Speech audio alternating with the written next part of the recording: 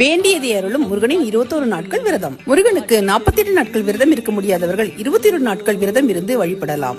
அம்பாள் சிவனின் உடலில் பாதியாக இடம் பிடிக்க வேண்டும் என கேதார கௌரி விரதத்தை கடைபிடித்தது 21 நாட்கள். சிவசக்தி சொரூபமான முருகப்பெருமானுக்கு 21 நாட்கள் விரதம் இருந்தால் வேண்டியதும் நினைத்ததும் நடக்கும். விரதத்தை முருகப்பெருமானுக்குரிய செவ்வாய்க்கிழமை, சஷ்டி, கிருத்திகை, பூசம், விசாகம் ஆகிய ஏதாவது ஒரு நாளில் துவங்கலாம். விரதத்தை துவங்கும் போது அதிகாலையில் எழுந்து குளித்துவிட்டு முதலில் குலதெய்வத்தையும் விநாயகரையும் வழிபட்டு அருகில் இருக்கும் கோவிலுக்கு சென்று முருகனை வேண்டி விரதத்தை துவங்க வேண்டும். அவரவர் உடல்நிலைக்கு ஏற்ப 21 நாட்கள் தினமும் பால், பழம் ஆகியவற்றை ஒன்று 3 வேளையோ அல்லது ஒரு வேளையோ 2 வேளையோ உணவை தவிர்த்து விரதம் இருக்கலாம். காலை மாலை 2 வேளையும் அருகில் இருக்கும் கோவிலுக்கு சென்றோ அல்லது வீட்டிலோ முருகனுக்கு நெய்விளக்கேற்றி நெய்வேத்தியமாக காய்ச்சிய பசும்பாலில் தேன் கலந்து வைத்து வழிபட வேண்டும். விரத நாட்களில் முருகனுக்குரிய பாடல்கள் பாடி வழிபடலாம். பூஜை முடிந்ததும் நெய்வேத்தியத்தை சாப்பிட்டுக் கொள்ளலாம். விரதம் நிறைவு செய்யும் நாளன்று முருகனுக்கு சர்க்கரை பொங்கல் நெய்வேத்தியமாக படைத்து வழிபட வேண்டும். இந்த